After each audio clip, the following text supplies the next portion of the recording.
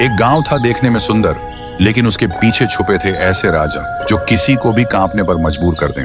उस गांव का नाम था ढोलपुर, जहां के लोग कहते थे कि आधी रात को अगर तुम्हें ढोलक की आवाज सुनाई दे तो समझ लेना कि थुंग थुंग आ गया है। थुंग थुंग कोई आम इंसान नहीं था। उसके चेहरे पर अजीब सी मुस्कान, आंखें बड़ी बड़ी जिन्हें देखकर कोई भी डर जाए, और हाथ में एक पुरानी ढोलक। रात के ठीक 2 बजे वो गांव की गलियों में घूमता और अपनी ढोलक बजाता। आवाज सीधी कानों से दिल तक उतर जाती, धीमी, डरावनी और लगातार।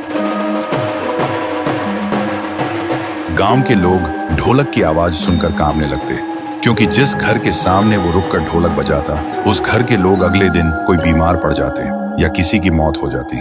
फिर एक रात गांव का एक लड़का रघु सो रहा था, तभी ढोलक बजने लगी। ढोलक की आवाज से उसकी नींद टूट गई। वो गुस्से से हिम्मत जुटाकर उसके पास गया। रघु ने कहा, कौन हो तुम और क्यों ढोलक बजा रहे हो? वैसे ही ढोलक बजनी बंद हो गई। थुंग थुंग धीरे धीरे मुड़ा। रघु ने देखा उसके चेहरे से सैकड़ों चीखों की आवाज निकल रही थी, लेकिन तभी फिर से ढोलक अपने आप बजने लगी। और उसके बाद से रघु को किसी ने गांव में कभी नहीं देखा। गांव में और भी डर फैल गया। कोई भी रात को 2 बजे बाहर निकलने की हिम्मत नहीं करता था। लोग दरवाजे और खिड़कियां बंद करके सोने लगे, क्योंकि ढोलक की आवाज इतनी डरावनी थी कि पूरा शरीर कांप उठता था। उसी गांव में एक लड़की थी, गौरी।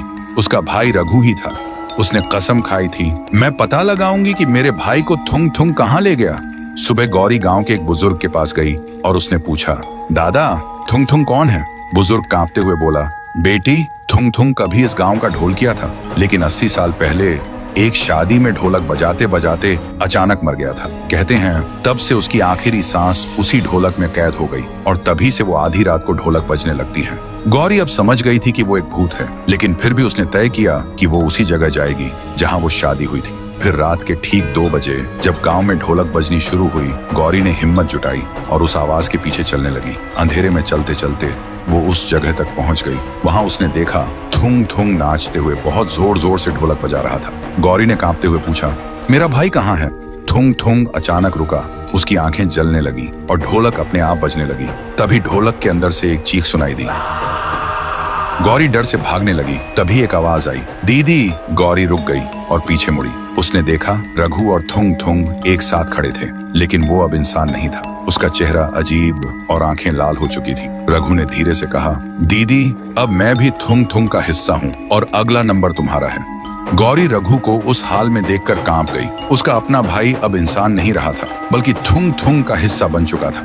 उसने भागने की कोशिश की, लेकिन जैसे ही दरवाजे तक पहुंची, ढोलक अपने आप उड़कर आके दरवाजा बंद कर देता है। तभी गौरी को बुजुर्ग की कही बात याद आई। जब वो बुजुर्ग की बात सुनकर जा रही थी, तब बुजुर्ग ने फिर से बुलाया और कहा था, बेटी, अगर तुम अपने भाई को आजाद करना चाहती हो तो थुंग थुंग को रोकने का एक ही तरीका है, उसकी ढोलक को पूरी तरह जलाकर राख कर दो, तभी उसके श्राप से बचे लोग आजाद हो सकते हैं। ये याद करते ही गौरी कांपते हुए एक मोमबत्ती जलाती है और ढोलक के पास जाकर आग लगा देती है। जैसे ही आग लगती है, पूरी जगह कांप उठती है। थुंग थुंग चीखता है, नहीं, ये मत कर, वरना पूरा गांव लाशों से भर जाएगा। रघु भी चिल्लाता है, दीदी मत कर, अगर ढोलक जली तो मेरा खून तुम्हारे हाथों से टपकेगा। गौरी के हाथ कांपते हैं। वो रोने लगती है और आंखें बंद कर लेती है। तभी अचानक ढोलक से भयानक चीखें निकलती हैं। पूरा आसमान लाल हो जाता है और आग के बीच ढोलक अपने आप बजने लगती है। और फिर सब खामोश। गौरी बेहोश होकर गिर जाती है। सुबह जब उसकी आंख खुलती है, गांव वाले उसी जगह पर खड़े मिले। सब कुछ ठीक लग रहा था। ढोलक की आवाज बंद हो चुकी थी। गांव वालों को लगा गौरी ने उन्हें थुंग थुंग से बचा लिया है, लेकिन जब गौरी ने अपने हाथ देखे, उसकी हथेलियों पर ढोलक के निशान बने हुए थे। वो समझ नहीं पाई ये हुआ कैसे। और उस दिन से गांव वाले रात में बिना डरे सुकून से सोने लगे। मगर सच कुछ और था। हर रात ठीक 2 बजे गौरी के हाथ अपने आप हिलने लगते और उन निशानों से अजीब सी कंपन निकलती, जैसे कोई ढोल अपने आप बज रहा।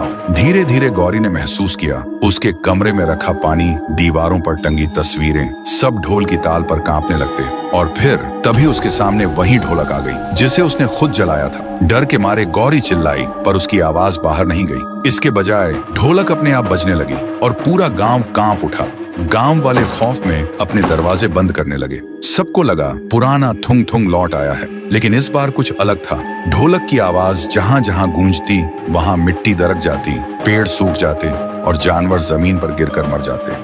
सुबह गांव के पुजारी ने कहा, गौरी अब न इंसान है न भूत, ये एक श्रापित रूह है जो अपनी धड़कनों को ढोलक की ताल बना चुकी है।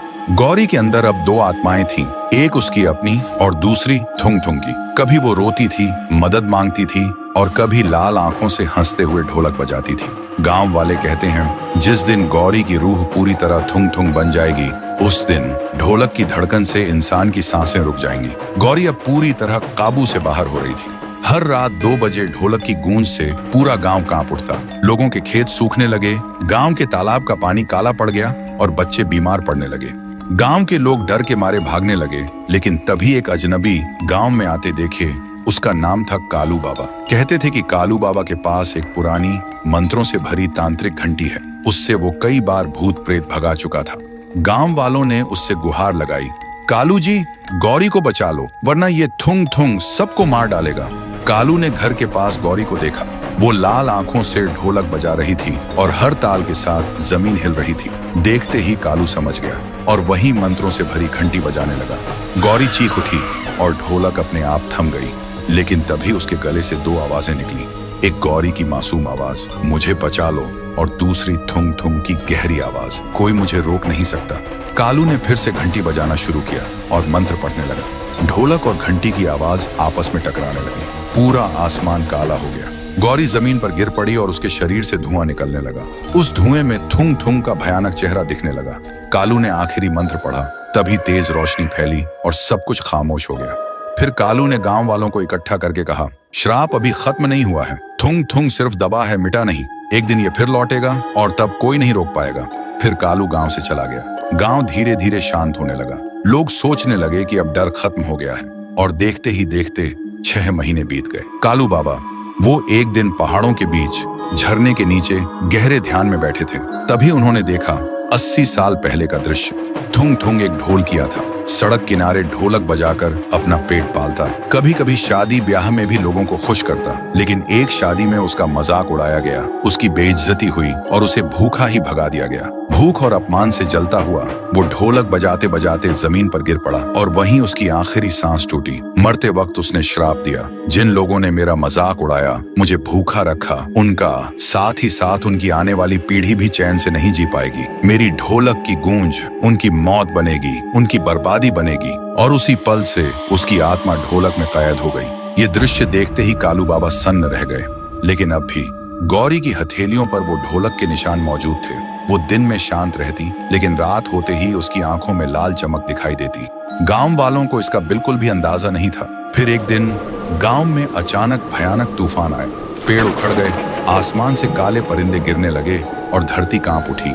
और उसी रात ठीक 2 बजे जब सब कुछ शांत हुआ, तब अचानक ढोलक की गूंज फिर से सुनाई दी। लेकिन इस बार आवाज पहले से कई गुना ज्यादा भारी थी, जैसे सैकड़ों ढोल एक साथ बज रहे हों।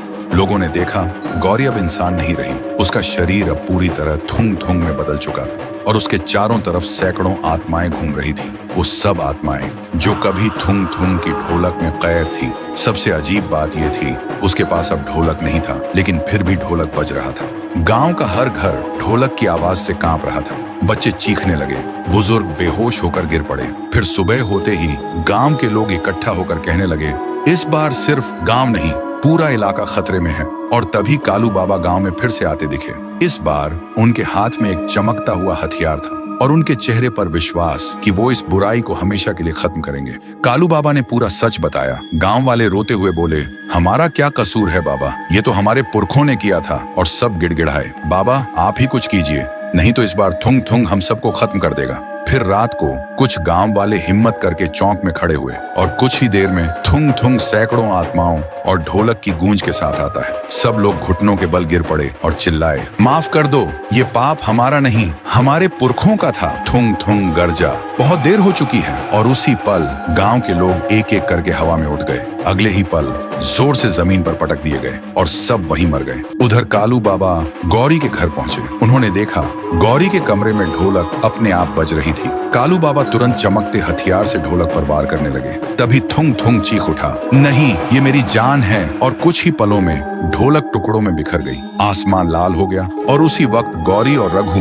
थुंग थुंग के श्राप से आजाद हो गए। लेकिन गौरी की हथेलियों पर अब भी ढोलक का निशान बना हुआ था। सुबह कालू बाबा गांव के बीच एक पवित्र अग्नि जलाते हैं। पूरा गांव वहां मौजूद होता है। कालू गौरी से कहते हैं, गौरी ध्यान से सुनो, तुम्हारे हाथ पर जो ये ढोलक का निशान है वो सिर्फ इस पवित्र अग्नि में हाथ डालने से ही मिट सकता है। तभी थुंग थुंग का श्राप पूरी तरह खत्म होगा। रघु चिल्लाया, दीदी मत करो, तुम्हारा हाथ जल जाएगा। पर गौरी बोली, चाहे कुछ भी हो मुझे करना ही होगा। और उसने अपना हाथ अग्नि में डाल दिया। सबकी सांसें थम गईं। लेकिन जब गौरी ने हाथ निकाला तो देखा उसके हाथ को कुछ भी नहीं हुआ और ढोलक का निशान भी मिट चुका था। तभी अचानक अग्नि भड़क उठती है और उसी आग से थुंग थुंग का रूप बनता है। उसके हाथों में वही ढोलक आ जाती है और वो बजाने लगता है इतनी तेजी से कि पूरा गांव कांप उठता है और अगले ही पल आसमान का लाल रंग मिट जाता है। देखते ही देखते सब कुछ खामोश हो गया और तब से गांव वाले सुकून और खुशी से रहने लगे। लेकिन कभी कभी बहुत गहरी रात में हवा के साथ एक धीमी सी आवाज सुनाई देती है, शायद याद दिलाने के लिए कि अपमान और भूख से मरी आत्मा कभी चैन से नहीं सोती।